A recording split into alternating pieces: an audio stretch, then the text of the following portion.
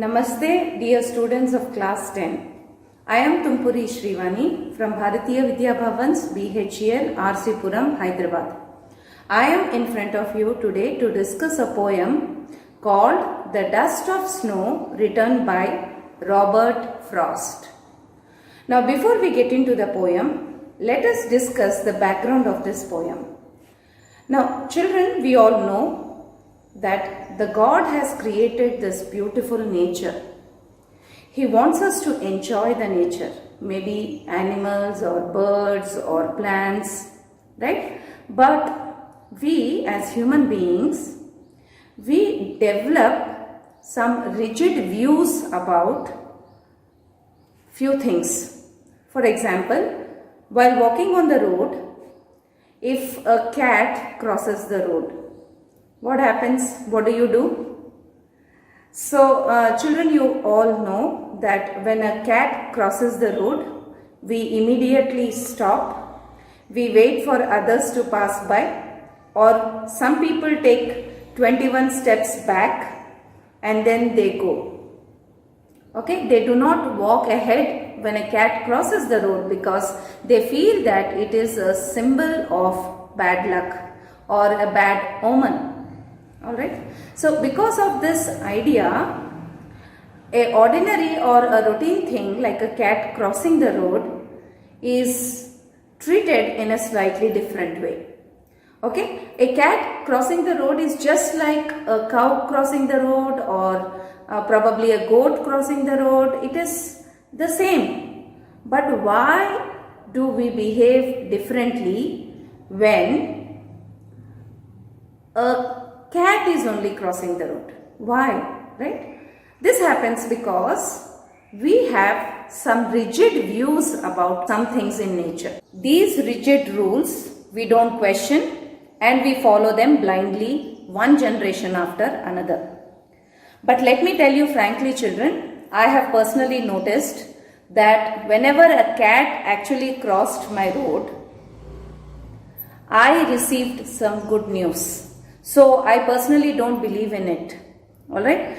So, children, the poet in this poem wants us to realize that we shouldn't develop certain rigid rules. Now, coming to human beings, children, amongst our friends also, we may have certain rigid rules about our friends. For some people, we may think, take for example, a friend X. We may feel that this person is extremely good. He possesses all the good qualities and he may not have even a single bad quality. Likewise, we may actually think about person Y. We may think that this person is evil and he has all the bad qualities. He may not possess even a single good quality.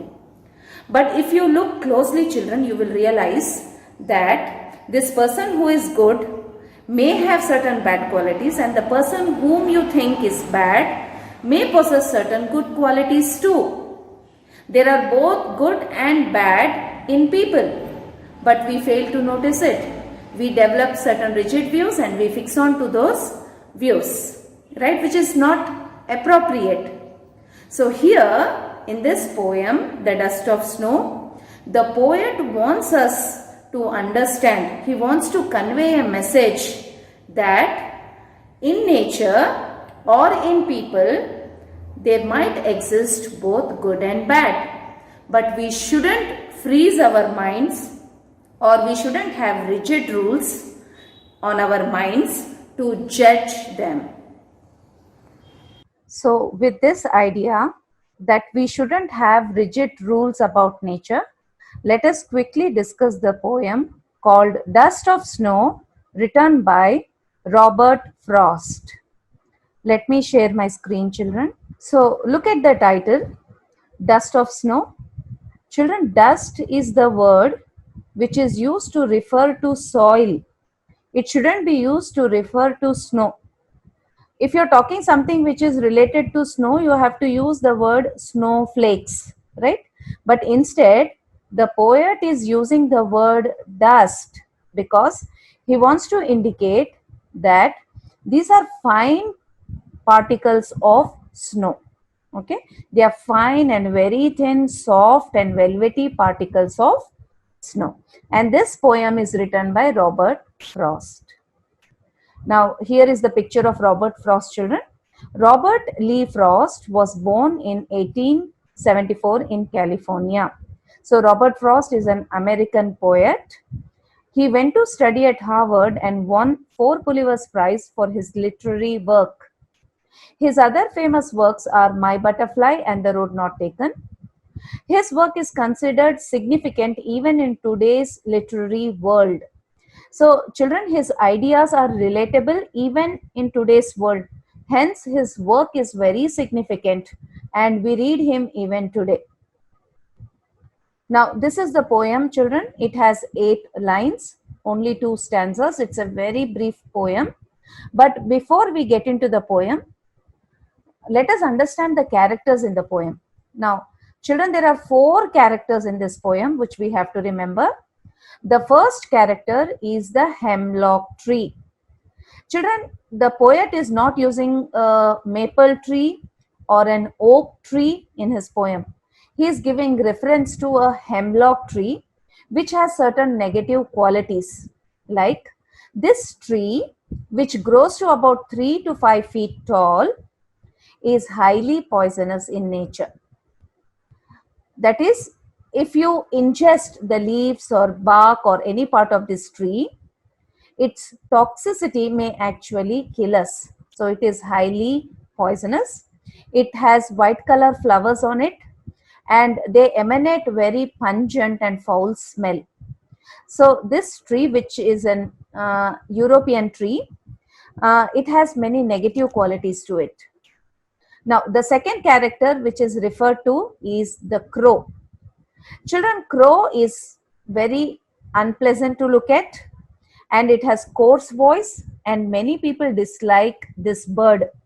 The poet could have easily used other birds like a nightingale or a peacock, but he uses the bird crow, which is a symbol of death.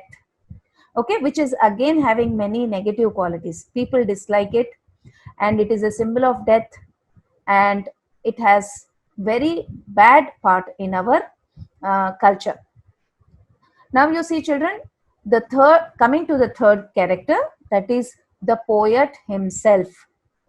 Children, here the poet is in depression. He is very sad. He is in sorrowful state and he is also contemplating suicide. So our third character is the poet and the fourth character is the snow itself, the fine particles of snow which are settled on the branches of the hemlock tree. So with this characters on your mind, let us quickly read this poem, children. The way a crow shook down on me the dust of snow from a hemlock tree has given my heart a change of mood and saved some part of a day I had rued. Rued means, children, wasted. Wasted. So there are only 8 sentences or 8 lines in this poem and 2 stanzas. And let us quickly read the lines. The way a crow shook down on me. Children, the way means the manner. The manner in which this crow shook down means it brought about or it made the snow fall on me. Me is the poet. The poet who is in sorrowful state or is depressed is standing under the hemlock tree. And what happened? Because of the action of the crow or because of the unmindful action of the crow. Children, why are we calling it unmindful? Because the crow is not aware of the action that is doing. Okay, it is happening accidentally. We do not know whether the crow is alighting from the branch of the tree, or we do not know whether the crow has just perched on the tree or whether it was settling down. It is not clear. But what did the crow do? In its unmindful manner, it shook down the branch. And what happened? Because of the shaking of the branch, some amount of snow fell on the poet. The dust of snow from a hemlock tree. So the poet was standing under the tree, and suddenly the snow fell on him. So usually, children, you must have experienced, if you stand under a tree and imagine some water droplets fall on you, what happens? Suddenly some amount of water falls on you. You feel extremely happy. Yes or no? Suddenly you feel very delighted. You again hold the branch and shake it and make the water droplets fall on you. Yes or no? So similarly here, what happened? Some amount of snow fell on the poet, that which led to, the poet says, has given my heart a change of mood. The poet says, suddenly there was a change in my mood, or there was a change in my heart. That means his feelings changed. Until then, he was feeling very sorrowful, but suddenly now he felt happy. He says, and saved some part of a day I had rued. The poet says, until now I had wasted half of my day because of my sad mood. But because of the action of the crow, which brought about snowfall on him, his mood changed to happiness, and he was able to save the rest half of the day. So that is the meaning of this poem, children. That is, the actions of certain negative characters in the nature brought about a positive change in the heart of the poet. Now let us quickly look at the rhyme scheme, children. The rhyme scheme, you see, the way a crow shook down on me. Here crow, last words, you see, crow is not rhyming with me, but crow is rhyming with snow. So if you take crow as A and me as B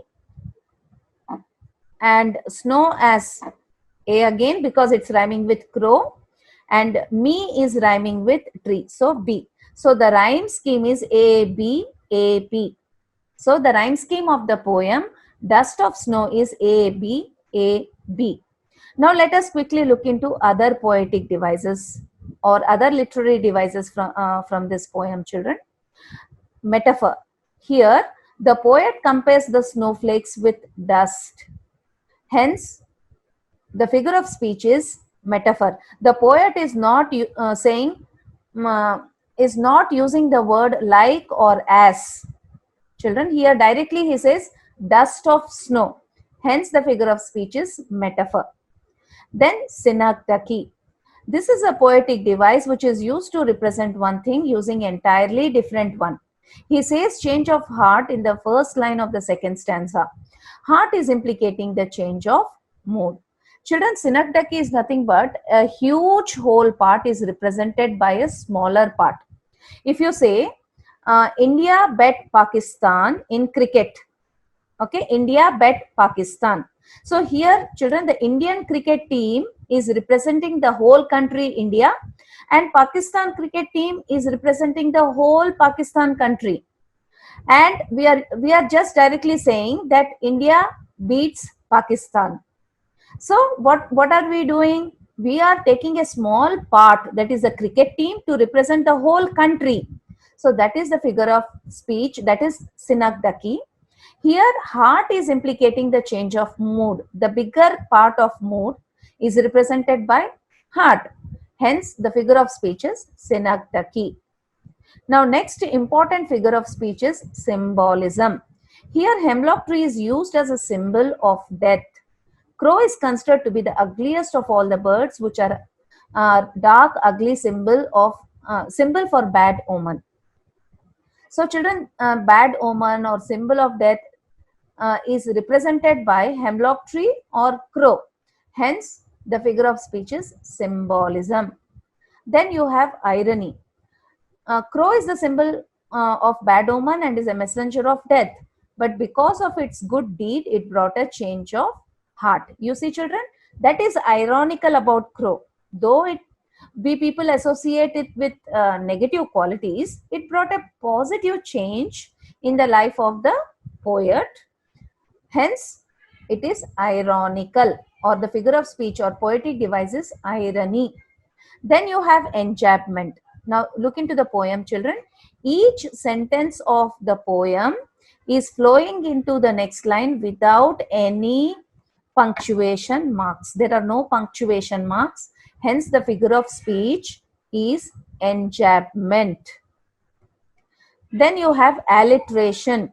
Alliteration is the repetition of the same sounds. For example, has given my heart. Ha has heart. Ha sound is repeated.